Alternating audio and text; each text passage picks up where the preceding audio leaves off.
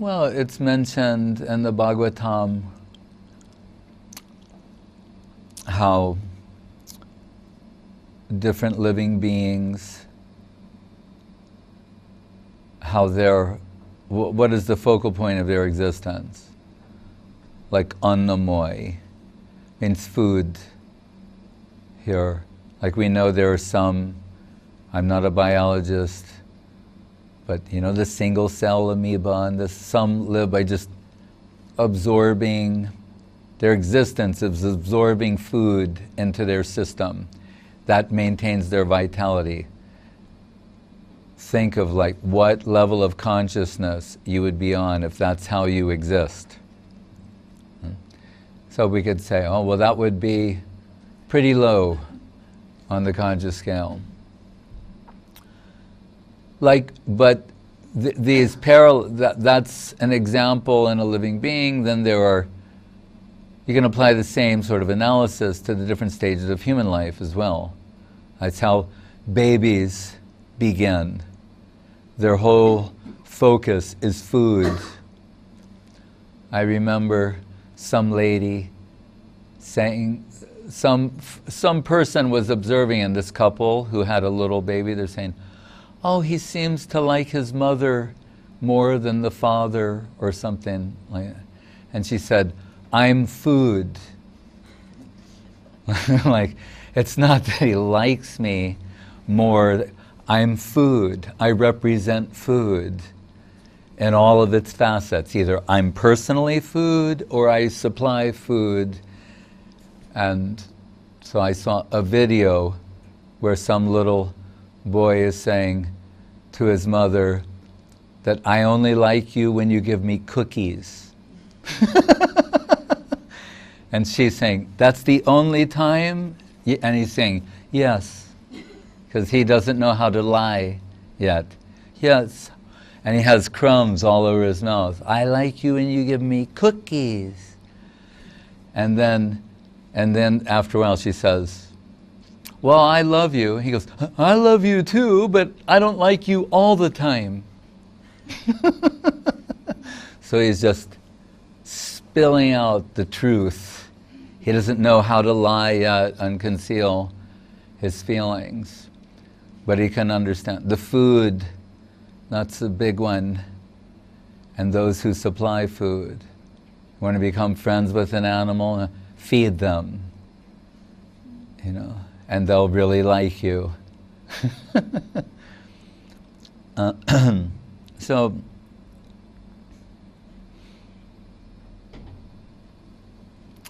anamoy, pranamoy, the life air, gyanamoy, knowledge, vijnanamoy. Sometimes Guru Maharaj will talk about gyan, vigyan, and pragyan. When he named Srila Keshava Maharaj, he was named Bhakti Pragyan Keshava. And Guru Maharaj said, Pragyan means Prakrishta Gyan, means the highest of the divine. Because we can say, well, Vigyan, there's Gyan in its ordinary sense, knowledge. Vigyan, Prabhupada sometimes rendered as realized knowledge, or more specific knowledge going towards the divine. But Prakrishta Gyan, Pragyan, means of the highest quality. As usual, anything Guru Maharaj will say, he wants to give the superlative. So what would be the highest type of Gyan? Like Jnana Dipena Bhashvata, where Krishna is revealing himself in a very specific way to a very specific group. That's always Guru Maharaj's method of observation. And this is another good example, because he likes things that are sequential, in the sense of not linear, but higher, deeper, more profound, more substantial, in that way. Ramananda Samvad, Iho Bahya Age Kaho. That's external, go deeper. Go deeper, go deeper. How does Guru Maharaj render go deeper? Dive deep into reality. when he hits upon reality, Jnane prayasamudapassanamanta eva, this Gyan, trying to know him, to verify him by conventional means. Even the mystic poet William Blake, he did some pictures, the doors of perception. Remember, the doors of perception was where this name came from, which is from Huxley, Blake via Huxley, saying if the doors, what are the doors of perception? The senses.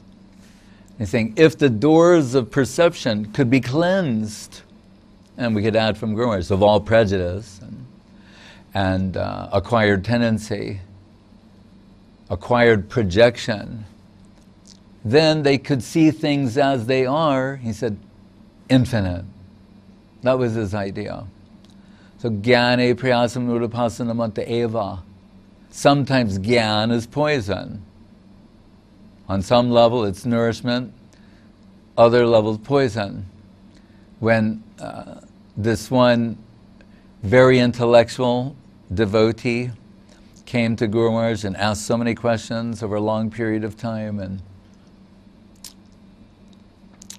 came under Guru Maharaj's influence, but then Guru Maharaj is testing to what degree, and he said, are you ready to admit that knowledge is poison? And there was hesitation. Guru Maharaj said, not yet. And like, how can that be? Because it's not prakrishta gyan. It's not that jnana shunyavak, the type of gyan that's devoid of mundane knowing, mundane observation. Rishis are observers, actually. Guru Maharaj draws our attention to word rishi, drishi, drishtva, darshan, seeing, observing. He's saying, it doesn't say sarshti, shrishti. It doesn't say that they're creators. And he's talking about creative writing.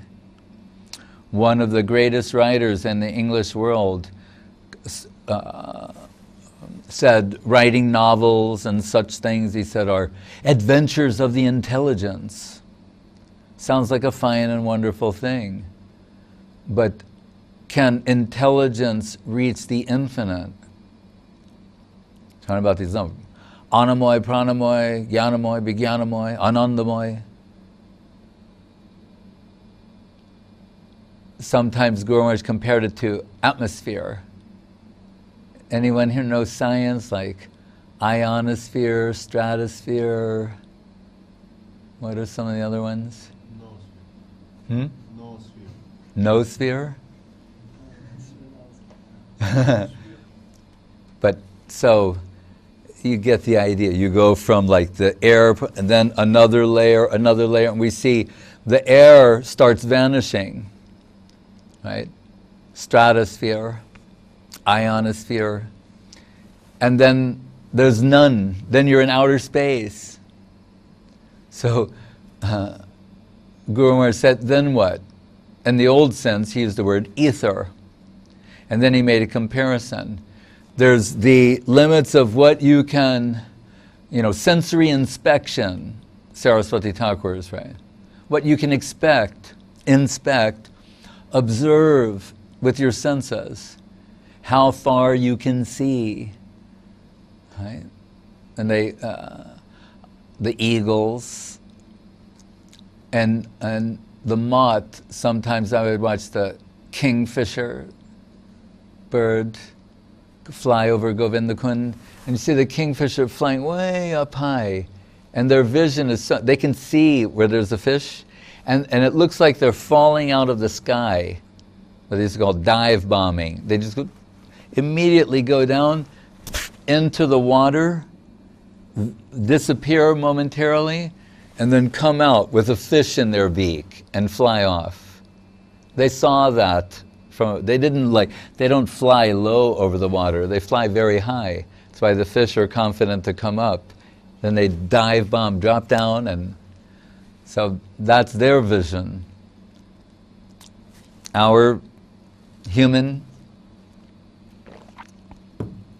powers of observation, what did they tell us the other day? One of the telescopes in outer space broke down or something.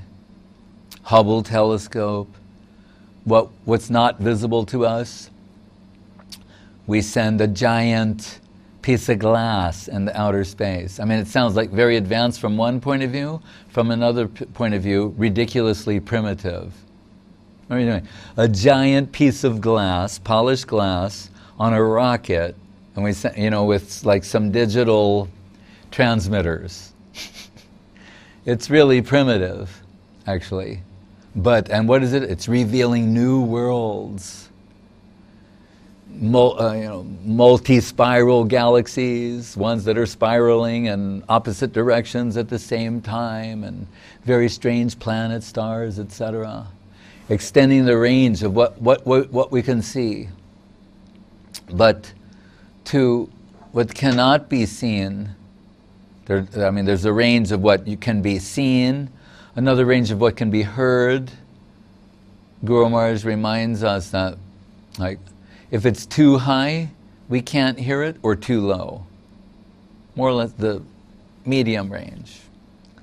Like the so-called dog whistle, that humans can't hear, but dogs will turn their heads. They can hear it. So very high sound, very low sound is beyond the range of what we can perceive. So it's mentioned in Charitamritam, Brahma, Pramada, Vipralipsha, Karnapatava, the limits of the senses and how they're unreliable for ascertaining, verifying what is true in a lasting and substantial sense.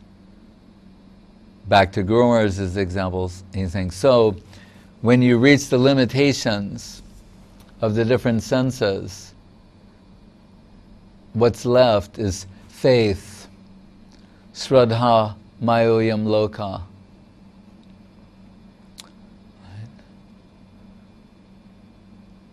And you can think that, like, my God, give us our daily bread. That's like, I only like you when you give me cookies.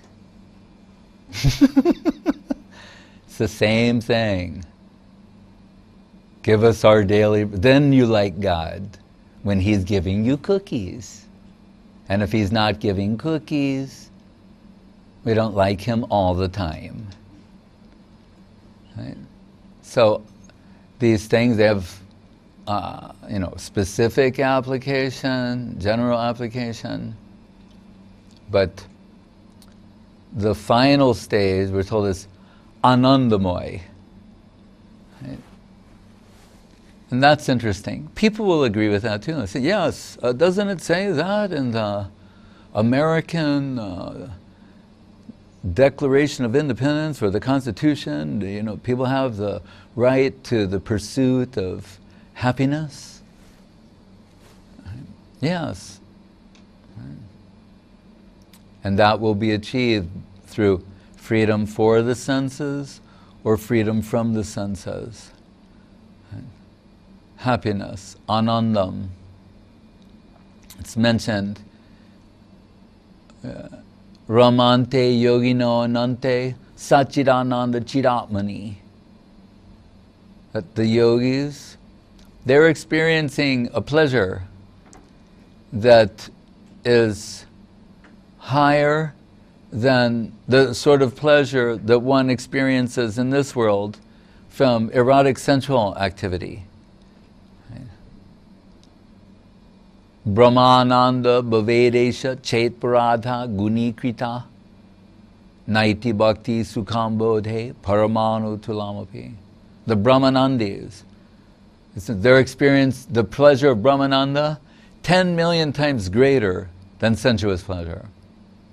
Right? But what does Rupa Goswami say? If you I said that, right? Brahmananda bhavedesha, chetparata guni, naiti bhakti sukhambore, paramanu tulamapi. If you multiply the pleasure of Brahmananda 1,000,000,000-fold, he said, it's not equivalent to a drop of the pleasure of Krishna Bhakti. That's a statement from Rupa Goswami. Right? So, Anandamayo Vyasat, Anandam Brahmano Bidu. So, the highest rishis, they've observed that the ultimate expression of truth is realized in anandam, pleasure, happiness. No one can deny they're searching for pleasure or happiness. Like that pamphlet, when you think of what's introductory literature, good introductory literature, many devotees in the Krishna consciousness movement, when you'd ask them how they came or what's the first thing they read, years ago they would say, Krishna, the reservoir of pleasure. It was a maybe 32 pages or less pamphlet, but and beginning with promising everyone's searching for pleasure. But that sentence, as Guru Maharaj will say, that's not limited to theists. In fact, we'll think first hedonists, pleasure seekers. Right? The pleasure principle, though, is something that is driving the baby and the Baba, everybody, theist, agnostic, atheist. Guru Maharaj would say, no one can seriously deny that they don't want to be happy, right? That they're not searching for happiness. So it's a question of what will be the method. In this sense, the pursuit of the theist and the pursuit of the hedonist, they're the same. They want the ultimate pleasure, the most intense pleasure, the longest lasting pleasure, the totally immersive pleasure. How will that be achieved? By acquiring, consuming, and controlling what is inferior to us? Or dedicating ourselves to something that is higher? So, on the basis of what's given from the rishis, the observers of truth, and not truth in an abstract sense, but truth in a personal sense and in its highest expression, inevitably, if we follow that, we'll have to come to Krishna conception. Right? Satchidananda Vigraha, Ishvara Parama Krishna, Anadiradir Govinda Sarva Karana Karanam. And that is very good news for us, that the original cause of everything is ecstasy personified, is loving and affectionate and full of ecstatic happiness, ever expanding, ever increasing happiness.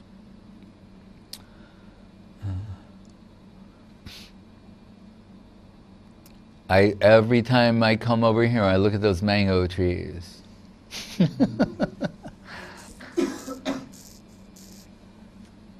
And I think, when you taste the mango,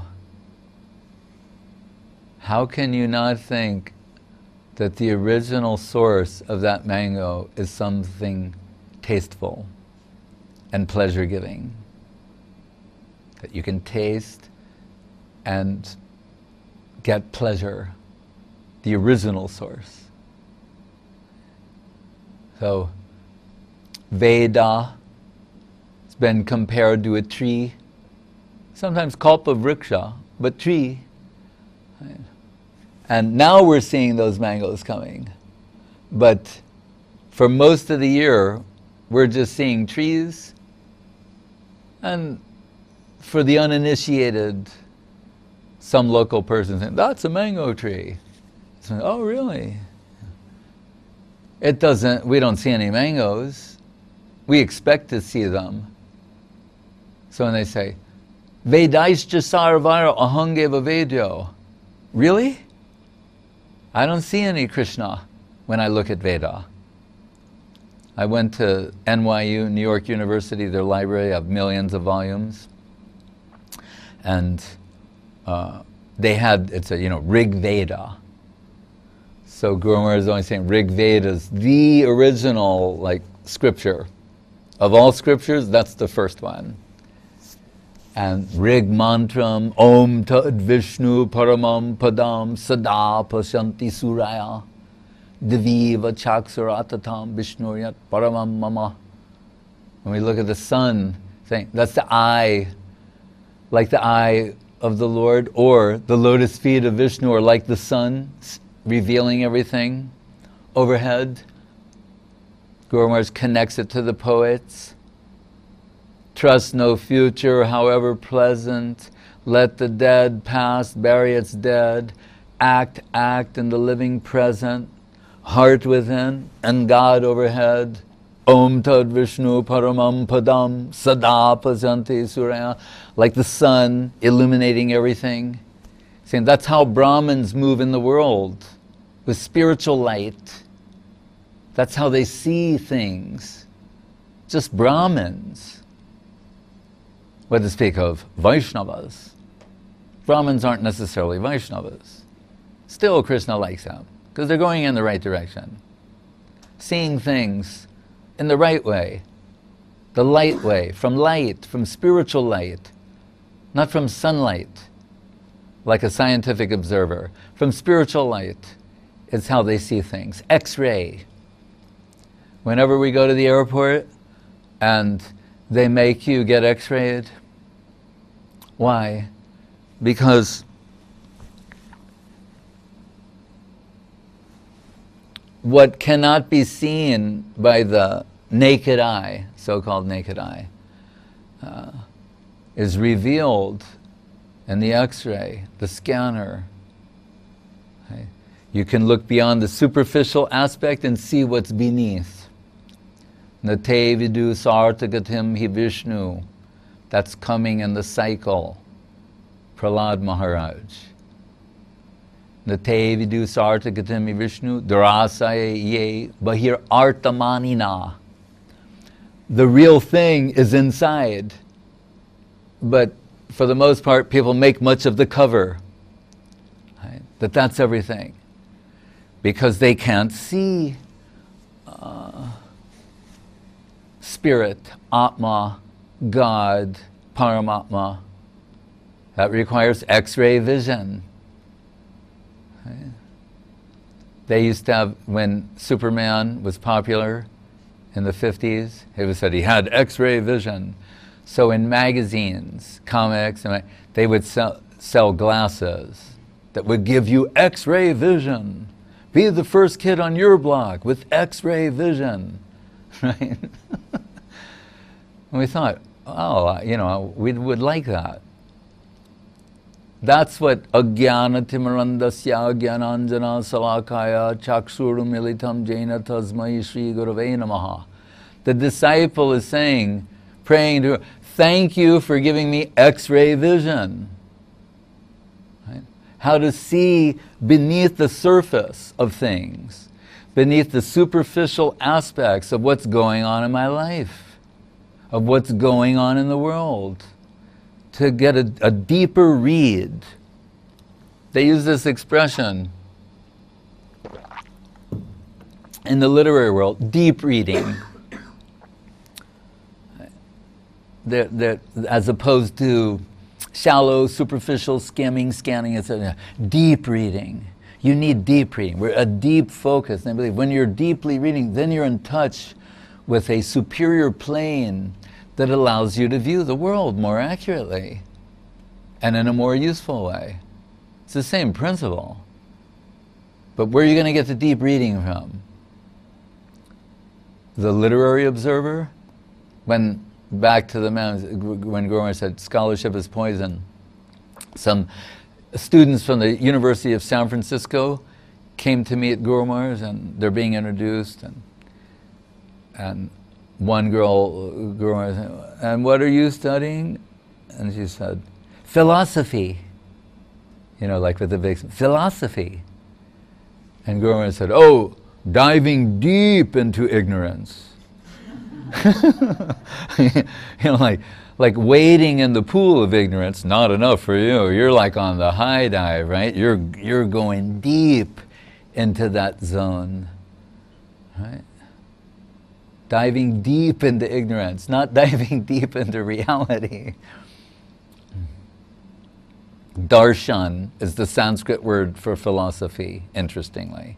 It means many things, but that's like, so Vedanta Darshan, Gaudiya Darshan, the way Mahaprabhu sees things. Imagine that. Is it possible? Is it possible that Krishna's perspective can be transferred?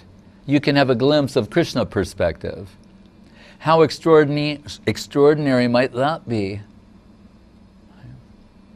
So when we look at that, Vedaishcha sarvaira ahangeva vedyo, I'm in that library, so I look at the Rig Veda, and I'm a simple-hearted devotee, and I think it's going to, like, I'm expecting something like you open the book and it goes, Ishvara Parama Krishna, that's called the Brahma Samhita. That on page 1, sloka 1, Govinda's God, Krishna's God, and he's Govinda, the cowherd.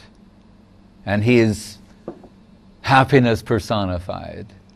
But I'm reading there and they're talking about Indra and Agni, and I'm like frantically looking through the book, searching for Krishna. And I'm not finding any Krishna when I'm looking at the Veda, Rig Veda. Right? Vinod bole hi hi Haridas Harinahi bhai. Bhaktivinoda Thakur was saying, I am eternal servant or Jiveswara, Krishnara Nityadas. Where's Krishna? This is wrong. Something's wrong here. Krishna's nearest and dearest to me, and I can't find him anywhere, in anything. What's the problem? Right. So the tree of Veda, Vedaishcha sarvar ahangeva vedo. Vedanta vid vedakrit eva chaham. Krishna is saying these things. So for a simple-hearted devotee, they can race to the jump to the conclusion instantly, the leap of faith. Krishna said that. Like those cowherd boys, the Jamuna Pani. Why? We're not worried. This is poison. The waters of the Jamuna are so sacred. The waters have become poison. Anyway, Krishna is here.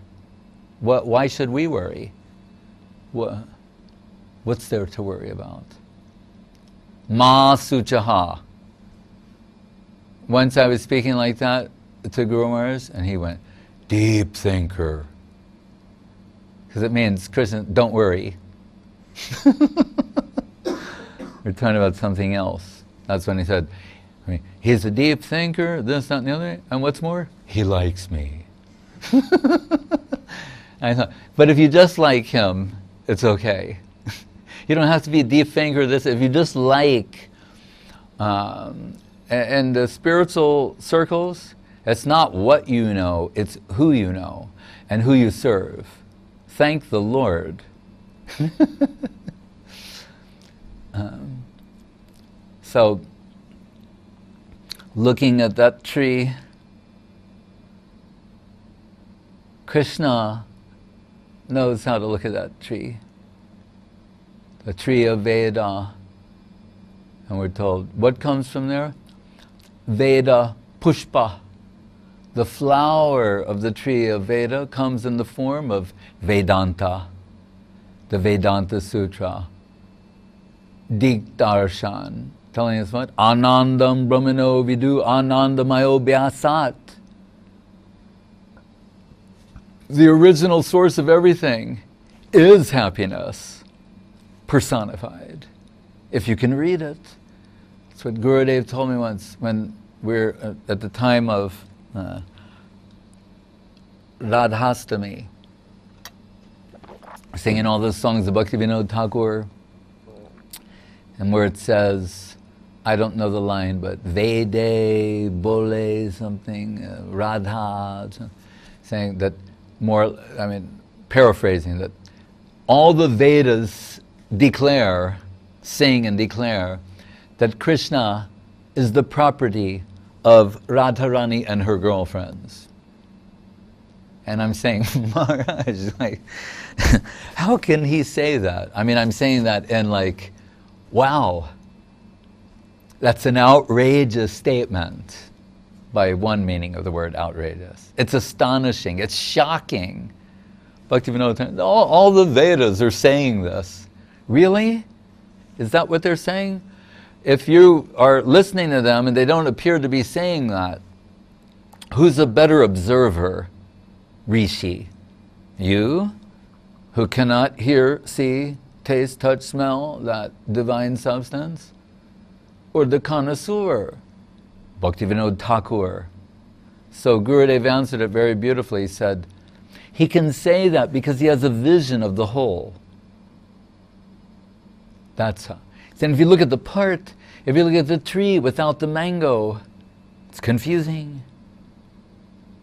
If this is a mango tree, why are there no mangoes? Well, they're Vedanta Pushpa, Anandamayo Vyasat, Anavriti Shabda, and what?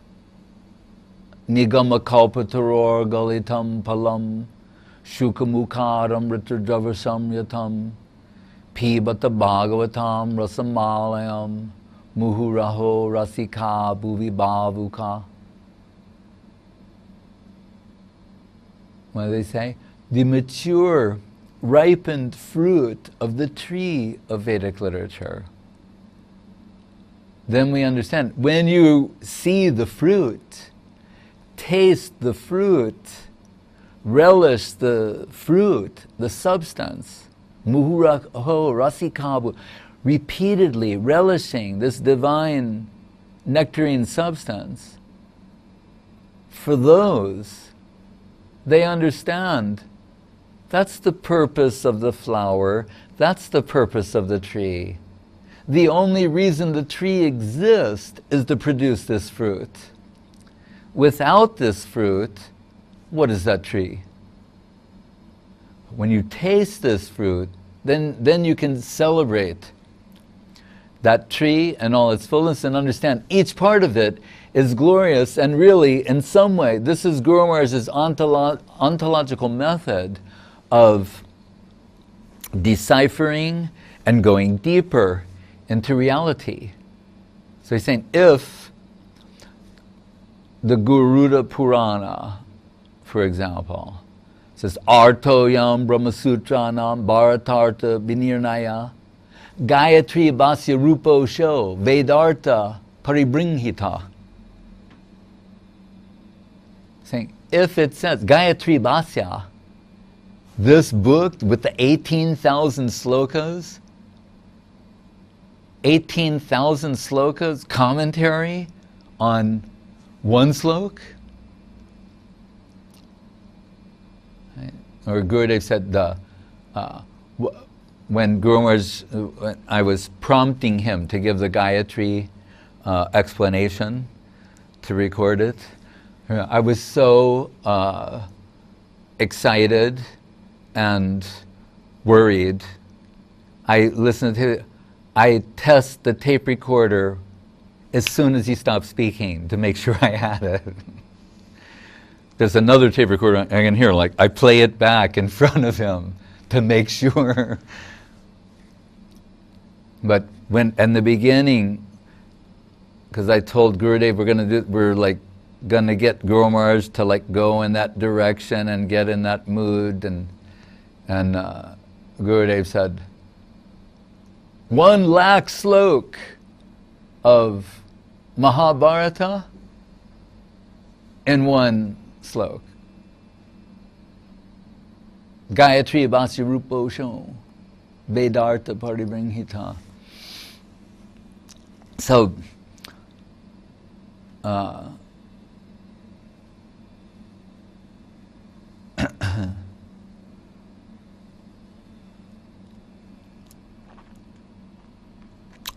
Anandamoy, happiness.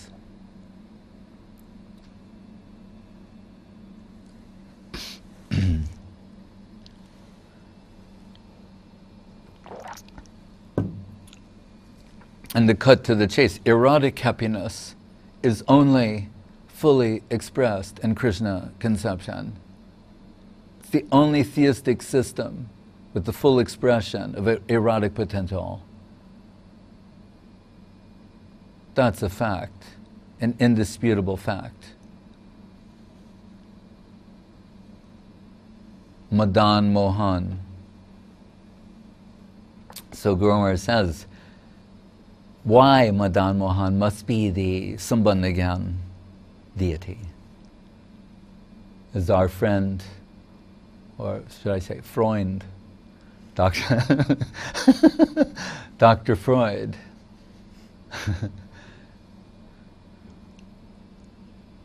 Says, yes, it's all, the whole world is spinning on the erotic principle. It's what's driving everything.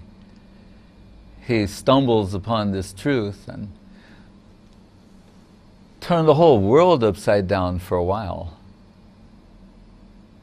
It was that extraordinary discovery, actually, saying this is what's driving everything.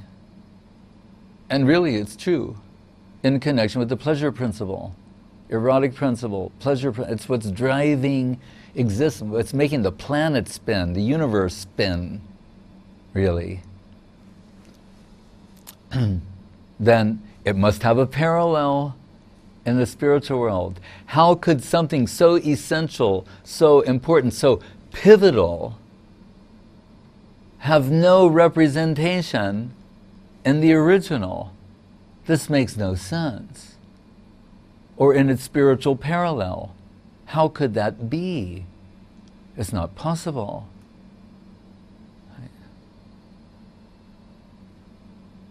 So, Cupid,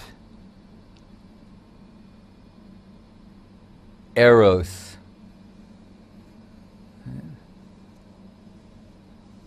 Madan. Madan is bewildering. In the world of illusion, it makes sense. It makes perfect sense. What's driving the bewilderment? The bewildered world. It would have to be. If it was a perverted reflection of Krishna, we say that. Right? If it's a perverted reflection of God, and it's expressed in some erotic sense, then we'd have to say, well then, God would have to have some erotic counterpart and expression. So that's why Brahma Samhita is so wonderful. Gurudev loved that book so much. Mahaprabhu loved it very much.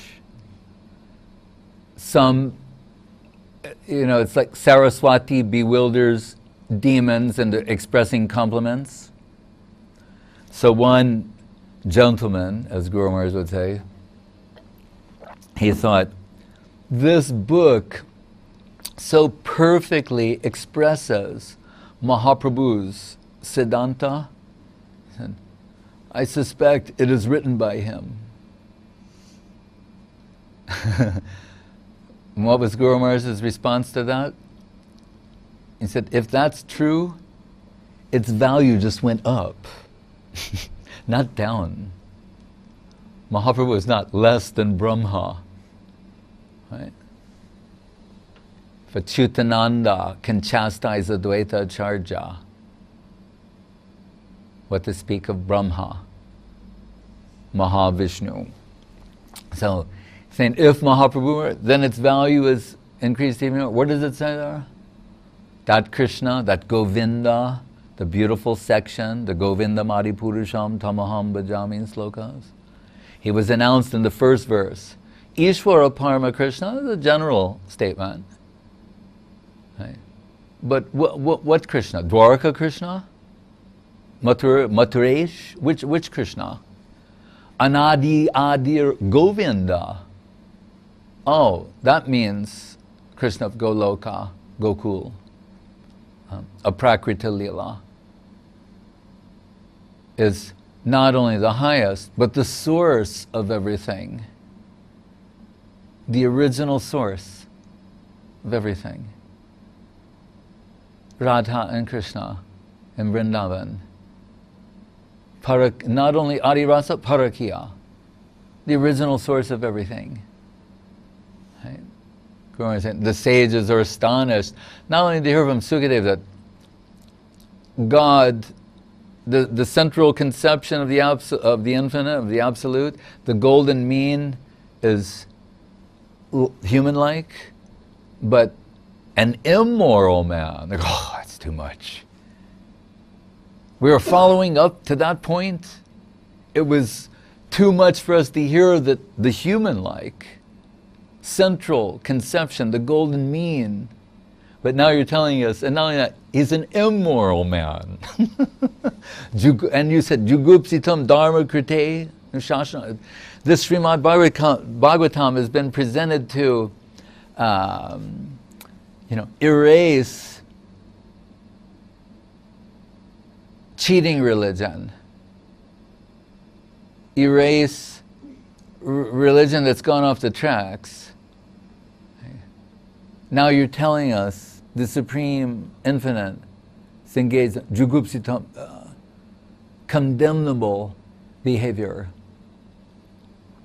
Yes, from mundane perspective, from a Gyan point of view perhaps, but not Prakrishta Gyan, and certainly not Jnana Shunya Bhakti or Prakrita Lila. So, what does Brahma Samhita say? Helps us.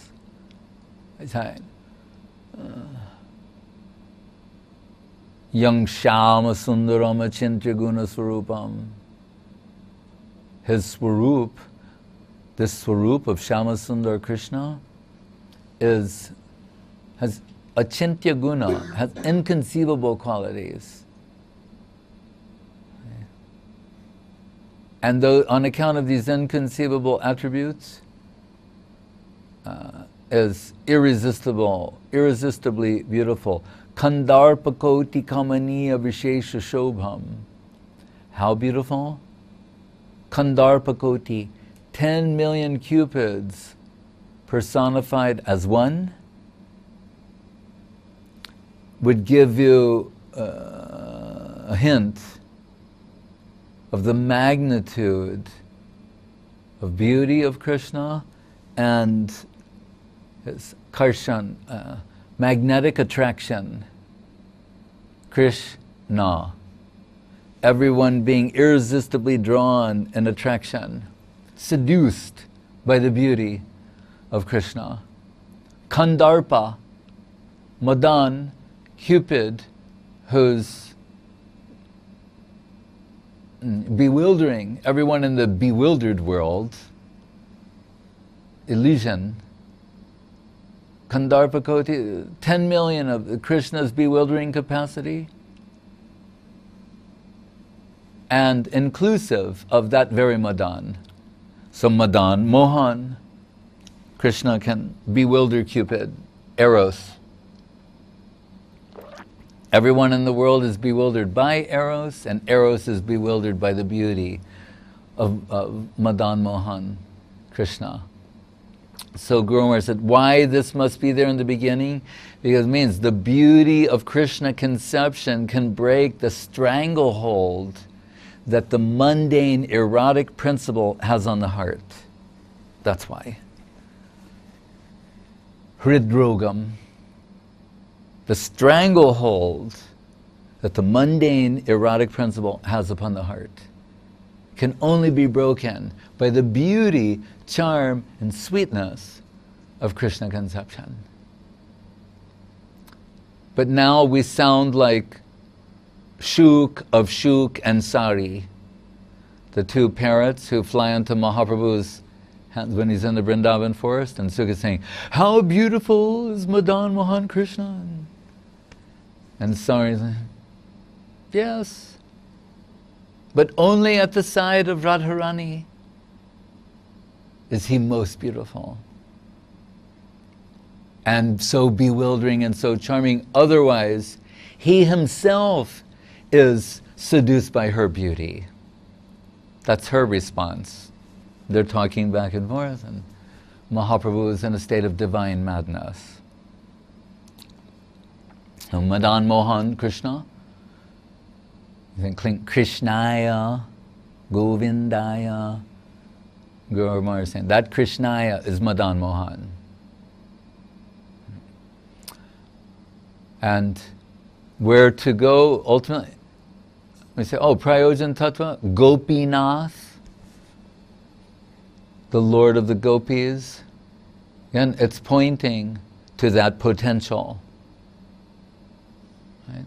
Sriman Rasa Rasarangbi, Bangshi Bhattatatastita, Karshan Venu Swanai Gopi, Gopinata, Sriyastana. The Karshan Venu, the attraction of the flute. We're told once Radharani called all the gopis together, like for Istagosti, to discuss their problems. And she said, "I know the source of all of our problems." Everyone's and she said, "The flute."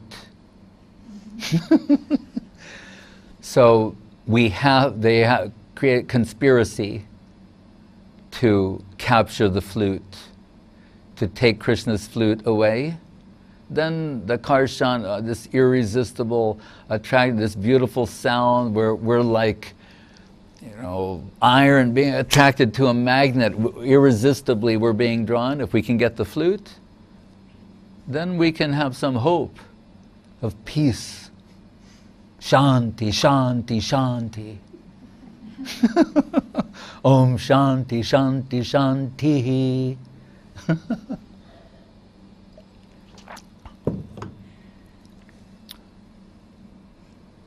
But, so we would think sequentially, well, Madan Mohan, then, Govind, then the Gopinath, but that's not what Guru Maharaj is saying. He's saying, if you want to understand the mysteries of Krishna conception, the substance is always in the center. It's like that analysis of Gita, which talks, 666, the middle six. Right? So, the extremes of the infinite, central conception, Krishna, Brahma, Paramatma, Krishna. So,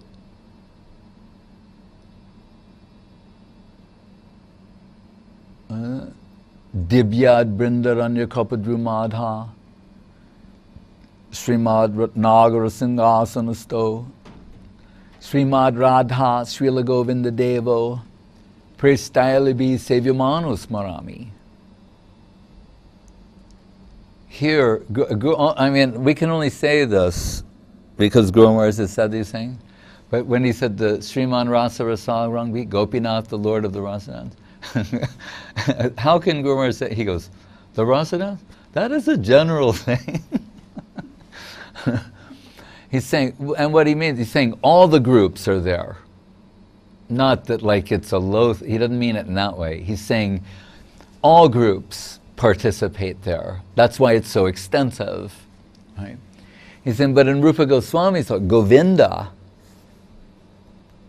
in the center there, Presta alibi, it's for a selected group. Means only Radharani and her servitors. Right? That is the Rupa Nuga line. How beautiful is that?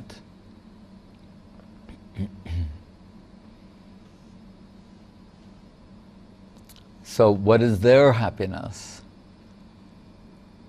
What is her happiness? Asli Shiva Parvatam Panastu Mam Adarshanam Mamahatam Korotu Va Yatatata Va Varadatu Lampato Mat Prana Natastu Sareva Naparaha. if what makes Krishna happy is breaking my heart, then that's my happiness.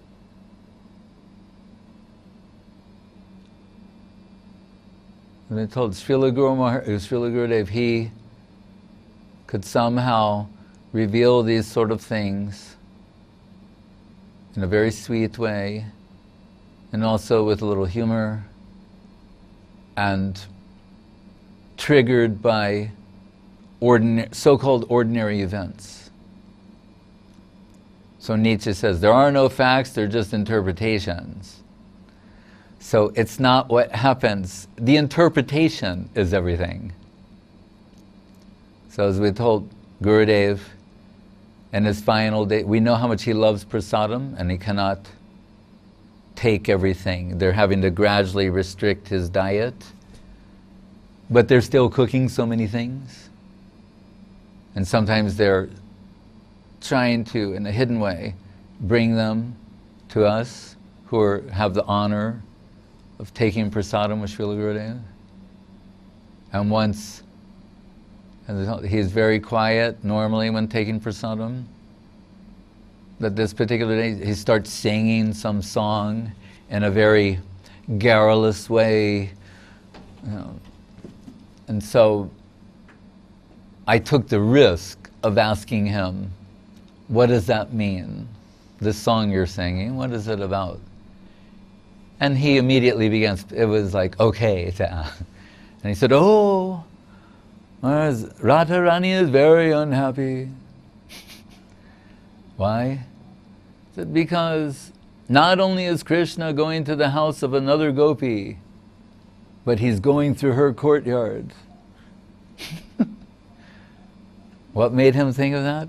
He's saying, this prasadam, it's sad enough that they're secretly giving things to you that they're not giving to me, but that they're walking them right in front of me and putting them on your plate is too much. That I can't tolerate.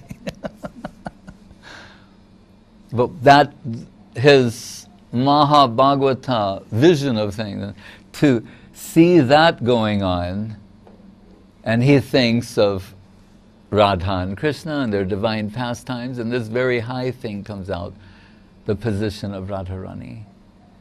You're saying a darshan. We talked about darshan.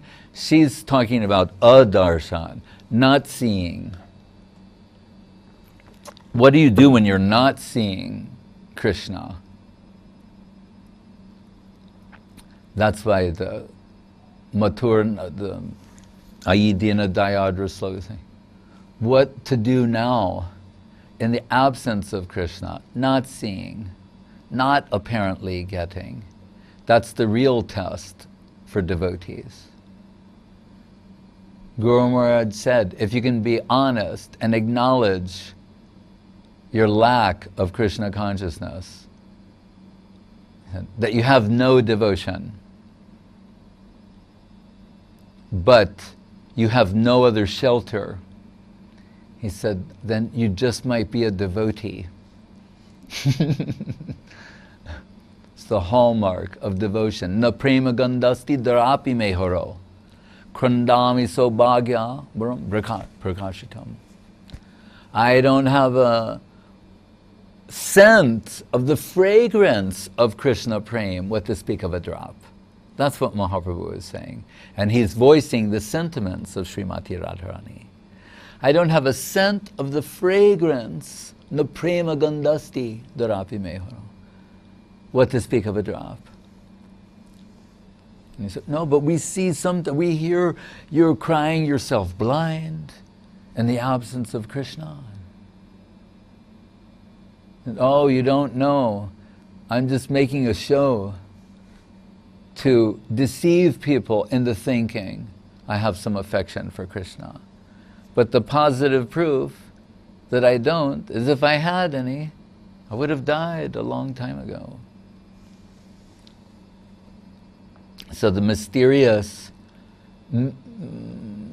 measurement of devotion through inversion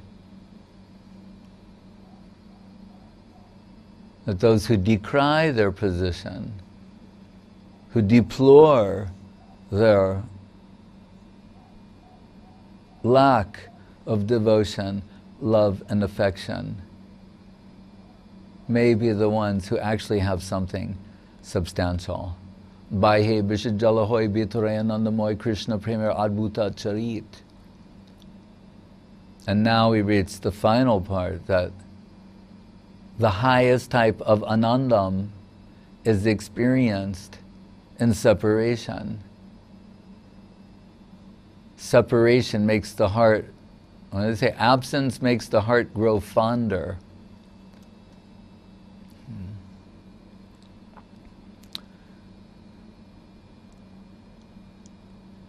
Hankering means you're separated from that object for which you hanker.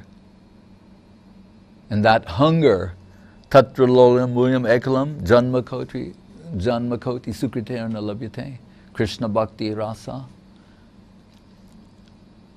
That hunger is the purchase price of Krishna consciousness.